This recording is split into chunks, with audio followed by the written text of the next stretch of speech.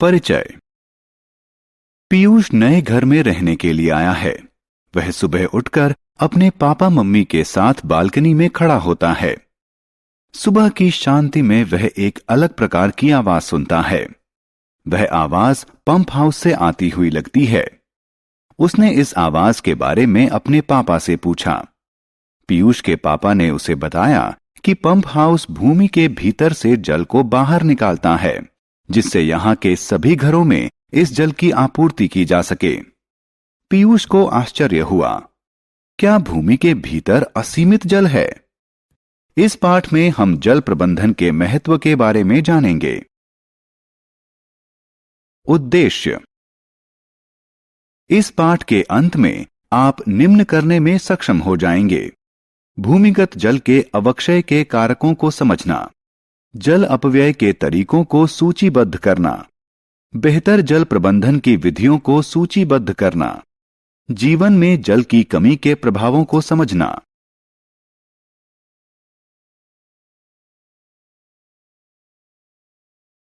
भूमिगत जल के अवक्षय के कारण बढ़ती हुई जनसंख्या।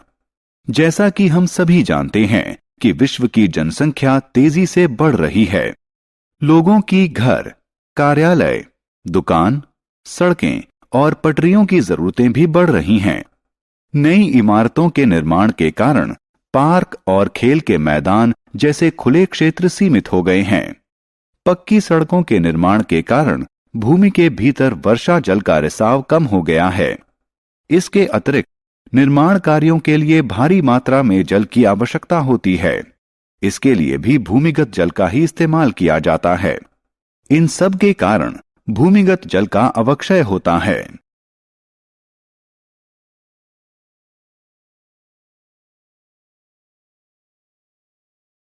भूमिगत जल के अवक्षय का कारण। बढ़ते उद्योग। उद्योग आधुनिक विश्व के महत्वपूर्ण स्तंभ हैं। उद्योगों के बिना जीवन की कल्पना करना असंभव है। हमारे द्वारा दैनिक जीवन में इस्तेमाल किए जाने वाले लगभग सभी चीजें जैसे कपड़ा, कागज, औषधियां, कॉस्मेटिक्स इत्यादि उद्योगों में ही निर्मित होती हैं। औद्योगिकरण एक सतत चलने वाली प्रक्रिया है जिसका कोई अंत नहीं है। बढ़ती हुई जनसंख्या की बढ़ती हुई जरूरतों को पूरा करने के लिए प्रतिदिन नए उद्योग स्थापित हो रहे हैं। ये उद्योग उत्पादन प्रक्रिया के लिए प्रतिदिन भारी मात्रा में भूमिगत जल का इस्तेमाल करते हैं, जिस कारण भूमिगत जल का अवक्षय होता है।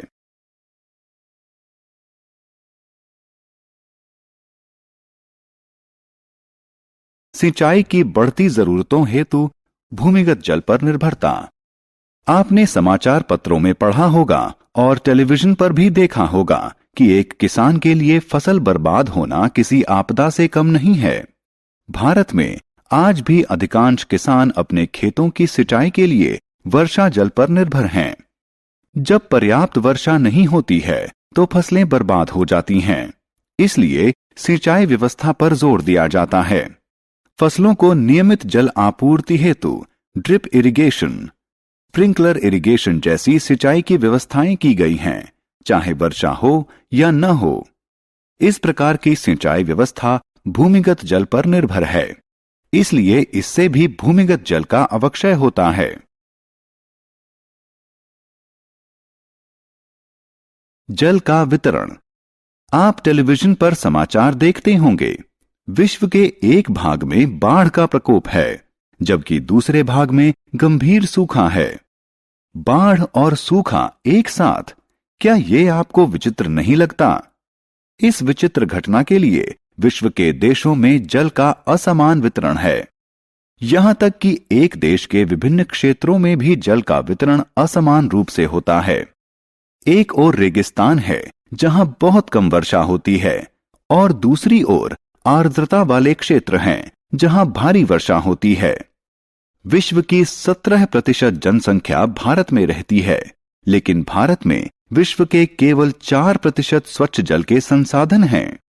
परिणाम स्वरूप भारत जल अभाव की समस्या का गंभीर रूप से सामना कर रहा है। तेजी से बढ़ती हुई जनसंख्या के कारण इस समस्या के और विकराल होने की संभावना है।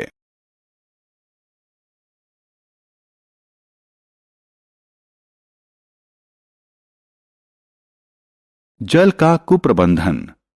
आपने स्कूल जाते समय ध्यान दिया होगा कि टंकियों से जल अनावश्यक रूप से बह रहा है। आप देखते हैं कि लोग अपनी कार की धुलाई के लिए पाइप का इस्तेमाल करते हैं। आपने जल के टैंकर से भी जल रिसते हुए देखा होगा। हम में से सभी जाने अनजाने में ब्रश करने, नहाने, धुलाई करने और अन्य गतिविधियों में जल बर्बाद करते हैं। हम वर्षा जल को नालियों में बहकर बर्बाद होने देते हैं। क्या आप इस बर्बादी से चिंतित हैं? आपको चिंतित होना चाहिए। निस्संदेह स्वच्छ जल नवीनीकरण योग्य है, लेकिन यह सीमित है और कुप्रबंधन तथा अंधाधुंध इस्तेमाल के कारण इसका अवक्षय होता है। जल प्रबंधन। यदि हम सीढ़ीदार खेतों, सड़कों व पटरियों से बहते हुए वर्षा जल को नालियों में बह जाने देने के बजाय उसे संग्रहित करके भंडारण कर लें, तो हमारे पास जल का पर्याप्त भंडार हो सकता है। बावड़ी, जो कि जल संग्रहित करने की पारंपरिक विधि है, पुनर्जीवित की जा सकती है। बावड़ी जल भंडारित करने वाले एक प्रकार के कुएं होते हैं। भंडारित जल कुछ व्यवस्थाएं करके इस्तेमाल के स्थान पर ले जाया जा सकता है। किसान अपने खेतों की सिंचाई के लिए ड्रिप इरिगेशन सिस्टम का इस्तेमाल करके जल संरक्षण में योगदान कर सकते हैं।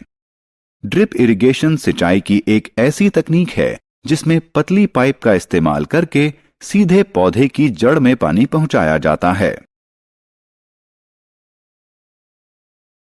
जल अभाव के प्रभाव। आइए हम जल अभाव के कारण पौधों पर पड़ने वाले प्रभाव का अध्ययन करें। मान लें कि आप छुट्टियां मनाने बाहर गए हैं। जब आप घर लौटते हैं तो देखते हैं कि आपके पौधे मुरझा गए हैं। क्यों? कारण आप अच्छी तरह जानते हैं। इनको कई दिनों से जल नहीं मिला है। पौधों को भोजन तैयार करने हेतु मृदा से पोषक प्राप्त करने के लिए जल की आवश्यकता होती है। जल अभाव के कारण वे मुरझा जाएंगे और अंततः वे सूख जाएंगे।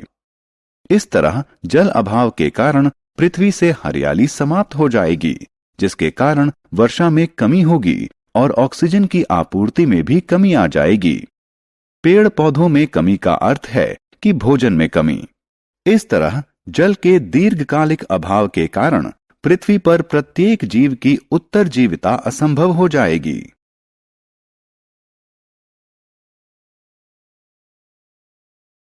सारांश। आइए हमने जो कुछ सीखा है उसे संक्षेप में दोहराएं। नई इमारतों व सड़कों के निर्माण के कारण वर्षा जल का भूमि के भीतर रिसाव अवरुद्ध होता है।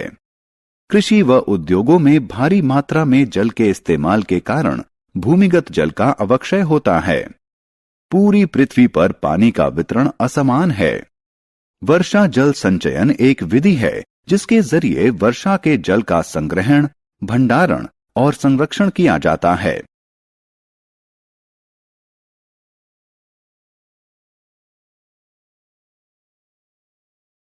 बावड़ी एक प्रकार के कुएं हैं जिनमें जल का भंडारण किया जाता है।